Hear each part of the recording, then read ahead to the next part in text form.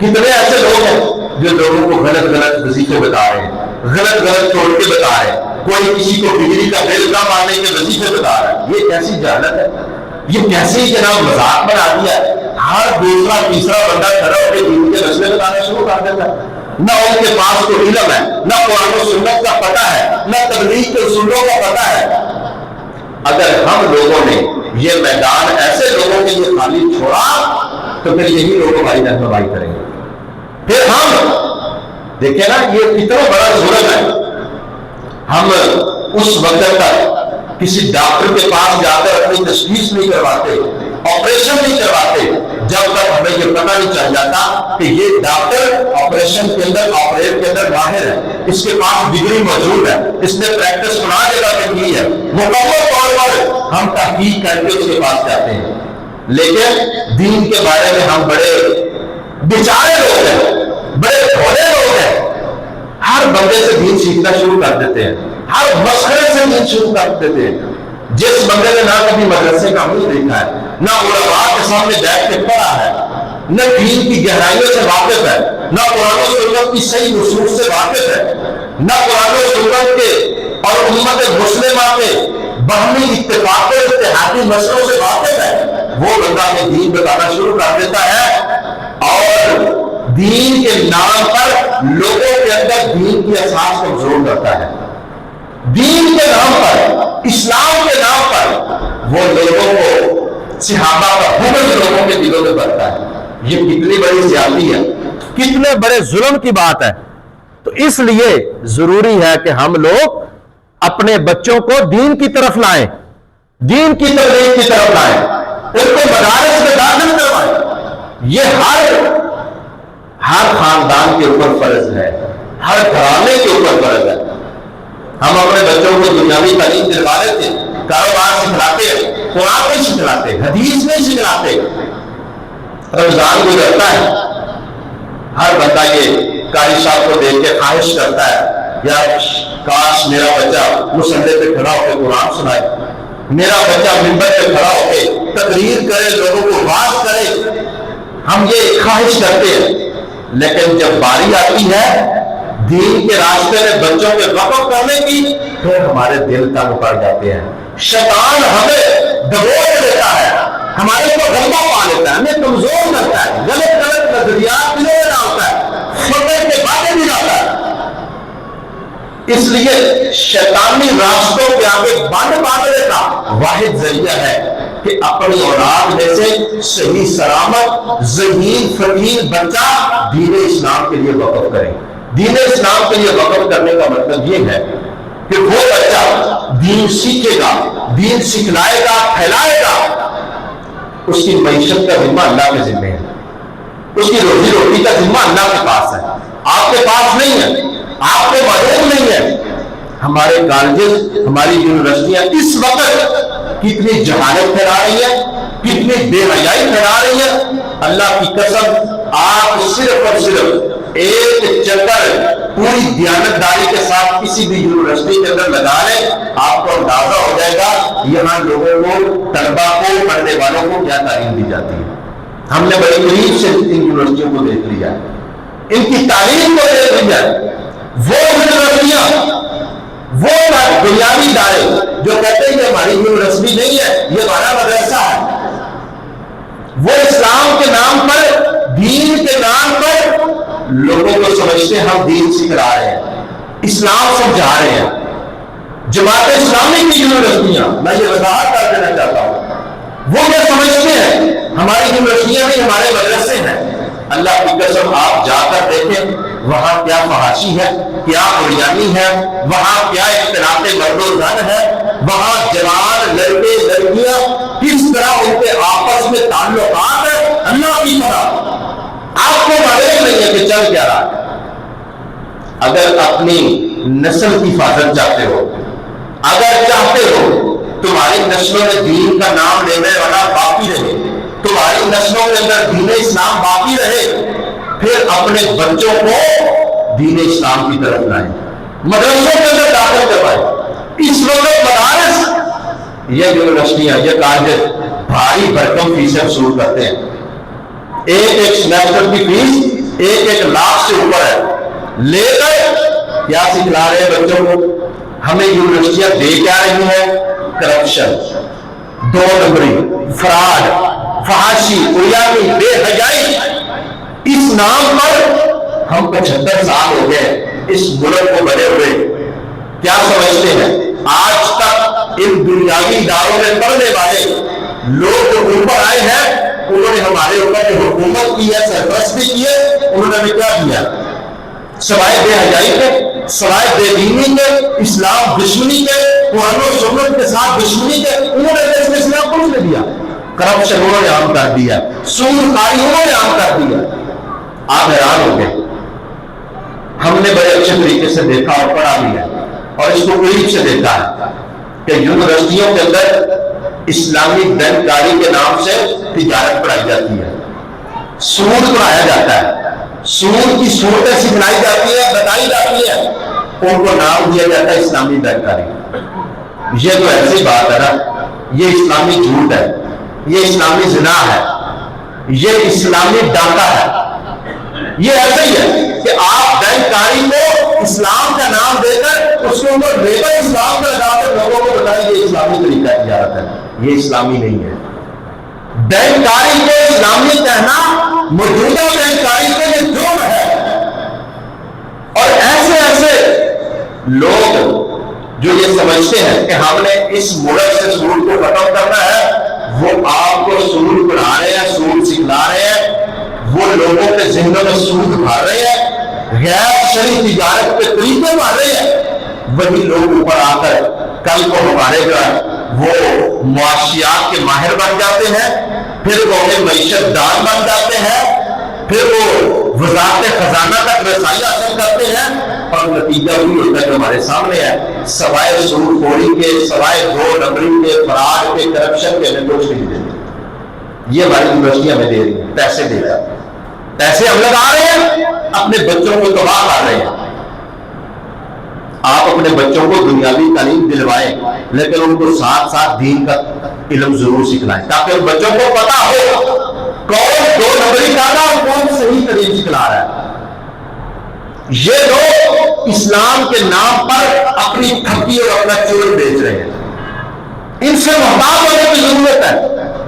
اور یہ تبھی ممکن ہے جب آپ کا بچہ رسوخ فی العلم رکھے گا، راشد عالم بنے گا، پختہ عالم دین بنے گا، قرآن و سنت کو براہ راست سیکھے گا، علماء کے سامنے بیٹھ کر پڑھے گا، تب اس کو پتا چلے گا ہمارے معاشرے کے اندر اسلام کے نام پر کیا ہو رہا ہے۔ تو اس لیے میں بجائے اس کے کہ علماء کی فضیلت بیان کروں، علم کی فضیلت بیان کرو، یہ آپ نے بارہا مرتبہ سن رکھی ہے۔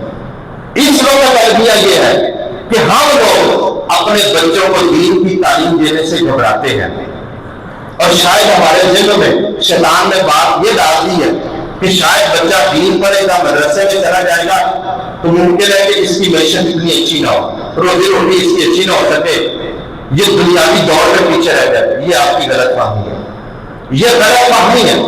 جن لوگوں نے دین کے ساتھ وفاداری کی ہے اللہ رب العالمین نے ان کو بڑا نوازا ہے۔